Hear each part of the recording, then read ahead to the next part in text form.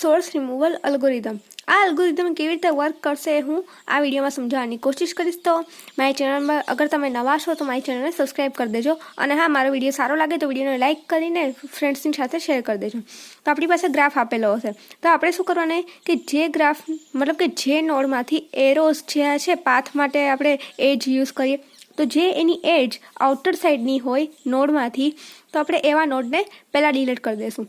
તો સૌથી પહેલાં આવે છે ડી, કે જેમાંથી બધા એરો છે બહારની સાઈડ નીકળે છે, તો આપણે ડીને ડિલીટ કરી નાખશું. ડીને ડિલીટ કરીને આપણે એની સૌથી પહેલાં મૂકી દઈશું. તો ડીને ડિલીટ કરી દીધા પછી આપણે એને અહીંયા મૂકી દીધો. બાકીનો આપણને ગ્રાફ કંઈ આવી રીતે દેખાશે. તો એની પછી આપણે એને ડિલીટ કરશું. આપણે બીને પણ ડિલીટ કરી શકીએ, કેમ કે એમાંથી પણ એરો બહાર નીકળે છે, પણ એના બે એરો ભલે બહાર નીકળતા એનામાં એક ઇનપુટ પણ આવે છે, તો આપણે એને ડિલીટ કરશું. તો એને ડિલીટ કરી નાખીએ એટલે આપણો ગ્રાફ કંઈક આ રીતે દેખાશે. તો પછી આપણે સીને ડિલીટ કરશું.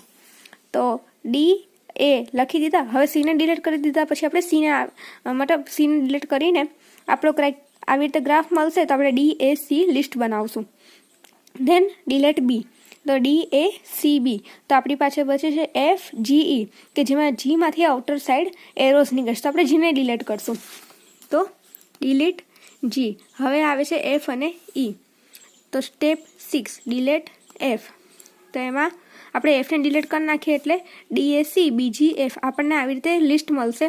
અને છેલ્લે આપણે ઈને ડિલીટ કરશું એટલે ડીએ સીબી જી એફ ઈ આપણને આવી રીતે કંઈક આઉટપુટ મળશે. તો આપણે જે ઓર્ડરમાં આપણે ડિલીટ કરીએ છીએ એ જ ઓર્ડરમાં આપણે લખવાનું રહેશે. પહેલાં આપણે ડી ડિલીટ કર્યો તો પહેલાં ડી લખશું, પછી આપણે એ ડિલીટ કર્યો તો આપણે એવી રીતે એ લખશું. તો આપણને આવી રીતે લિસ્ટ મળશે કે D A C B G F ઈ, મતલબ કે આપણે કયા કયા નોટ્સને ડિલીટ કરતા ગયા એ આપણો એરે બનાવશે કે આપણે કયા ઓર્ડરમાં આપણે બધા નોટ્સને રિમૂવ કરીએ છીએ. તો એને કહેવાશે ટોપોલોજીકલ સોર્ટેડ લિસ્ટ. તો એમાં આપણને ફાઇનલ આઉટપુટ મળશે ડીએસસી બી જી એફ ઈ.